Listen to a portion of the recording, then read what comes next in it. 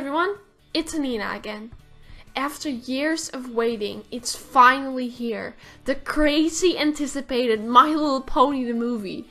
As of now, the movie is still appearing in cinemas all over, but it's already getting a lot of feedback from fans and non-fans, and they are pretty positive.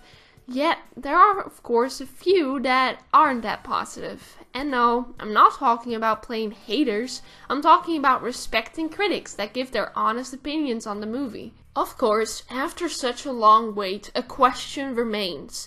Is this movie worth all the hype it's received?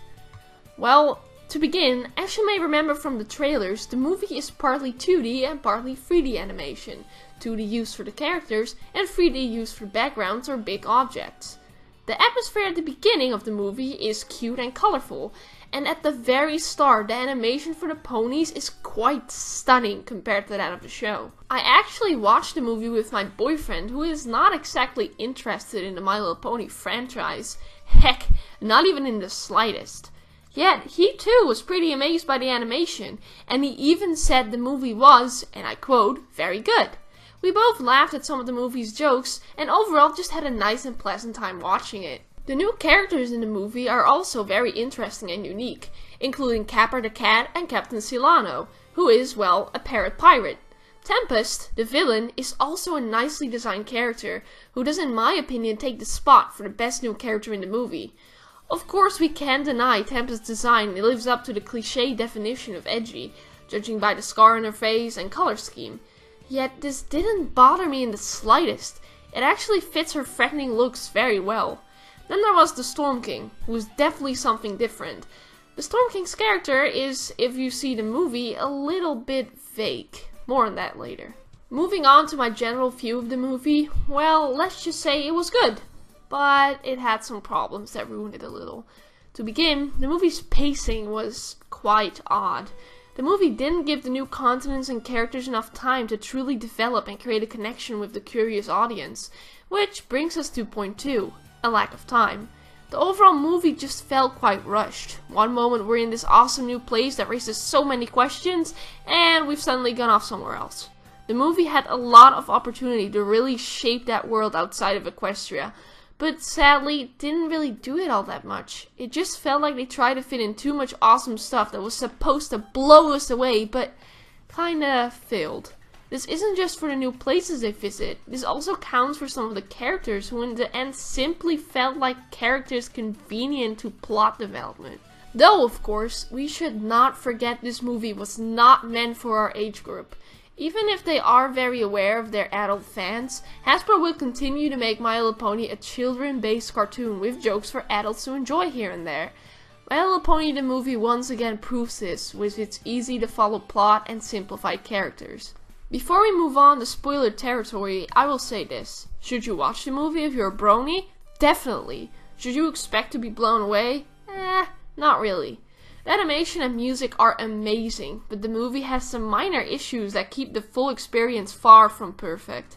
If you can, please watch this movie at a cinema to show your support, because after the crazy long wait and so much work from so many talented people, this movie deserves a good reward. Copyright freaks or not, Hasbro is still an amazing company that makes some of my childhood favorite things, including for example Littlest Pet Shop, which I had way too many toys of as a kid. They are great at entertaining children and know how to make some cash. So, props to you, Hasbro. You and your amazing crew and guest voice actors did an awesome job. Okay, it's now time to move into spoiler territory. If you still want to watch this movie and not get any spoilers, it's best if you leave. I hope you enjoyed my video though, and if you do go see the movie, please tell me what you thought about it afterwards.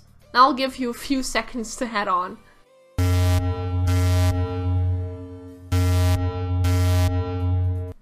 Are they gone? Yes? Perfect. So, right at the start of the movie, one thing really bothered me, and that was the fact that they still copied and pasted quite a lot of background ponies to fill up the screen.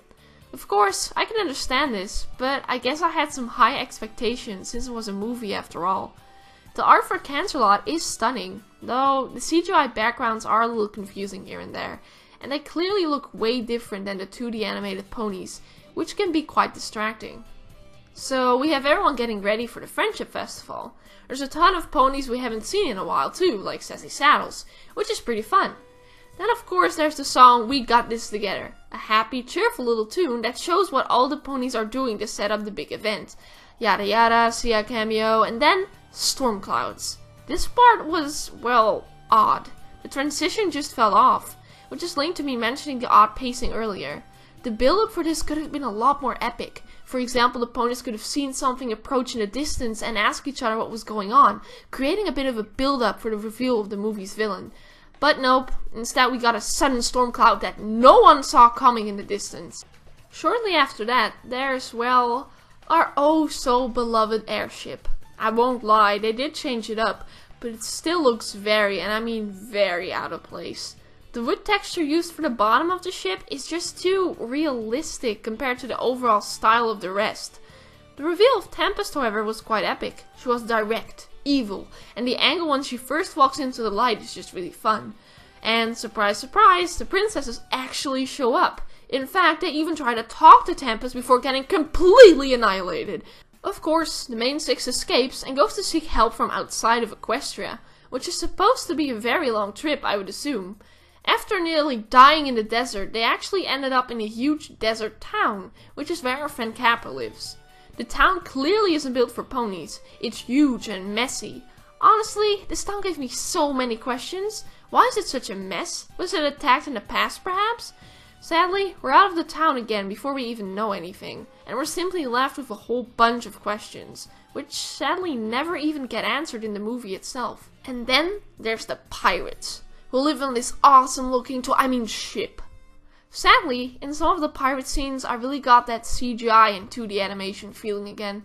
One that really stood out to me was during the Time to Be Awesome song. As you may know from the clip they showed, there's some mugs on the table, and well, they don't exactly blend in. I do like the song though, it's very fun and energetic, and I've been listening to it quite a lot ever since the album came out. Again, the pirates don't get a lot of explanation. Just that they were once pirates who were now forced to sell Storm King merchandise. Well, where are the pirates from? Are there more of them? And if so, are there a lot? There's just so much I'm curious about. Soon after this, the ship gets destroyed with some awesome fireworks. But don't worry, you can still get the ship away as a toy, it's only about 50. After all of that, the ponies arrive at the mountain, only to find that the home of the hippogriffs was destroyed a long time ago. Again, we barely get an explanation. What exactly happened? And how did they manage to escape so fast? And of course, then there's the sea ponies, who are, well, pretty fun to be honest. Skystar is honestly one of the cutest characters the show has ever given to us.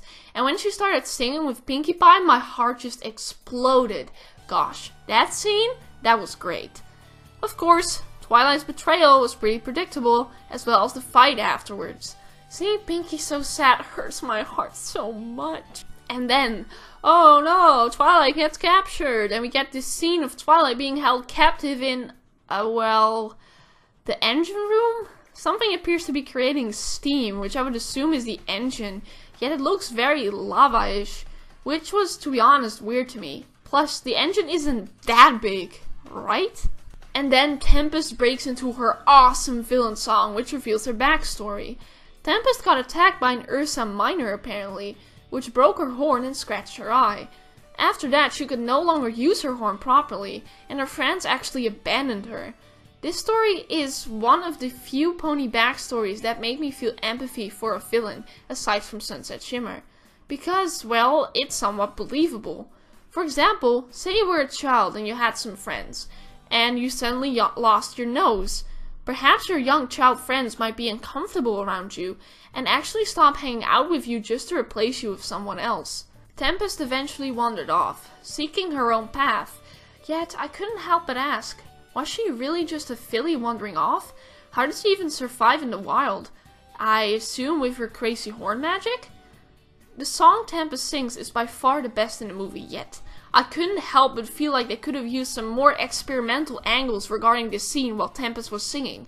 It felt pretty casual, and I believe it could have been a lot more epic if the scene had some more, panning camera angles, but that might have been just me. So everything seems lost for a bit until the Parrots, Capper, Skystar, and the other main 5 team up, which was honestly pretty epic, I won't lie. And finally, we see Canterlot in its corrupted stage. And oh my goodness, did you see what the ponies were wearing? That's slavery right there, man, dude! And finally, after over an hour, we finally get to see the Storm King in action, who is pretty awesome. Yet, he feels very undeveloped. What are his motives? What species is he? Is he something like Discord maybe? I'm honestly really disappointed by his amount of screen time. He barely felt like the main villain at all. And then the main 5, Capper and Skystar and the Pirates, go to help Twilight, while Tempest finds out the villain used her and sees the light of friendship thanks to Twilight's action of saving her when she could have taken the Storm King's staff. I know this is a cliche, yet it still warmed my heart seeing how the face of Tempest changed in this moment. Right before she saves Twilight and her friends and the Storm King shatters? Like, whoa, that's the first on-screen death we've seen in a very long time. After that, Tempest helps Twilight fix everything, and yada yada, everyone's happy and saved, and suddenly we're at the Friendship Festival, where Sia's song comes in, and we see the whole crew happy. Honestly, Sia's song felt kinda forced in, as if they didn't have enough time left and just could have a whole ton of stuff just to fit in the song. Of course, Tempest is redeemed and reveals that her true name is actually Fizzlepop Berry Twist, which was pretty surprising since that really adds up to how she was just a nice pony once. Even her name was adorable. Sadly, Tempest's horn remains broken, which to me felt really anticlimactic.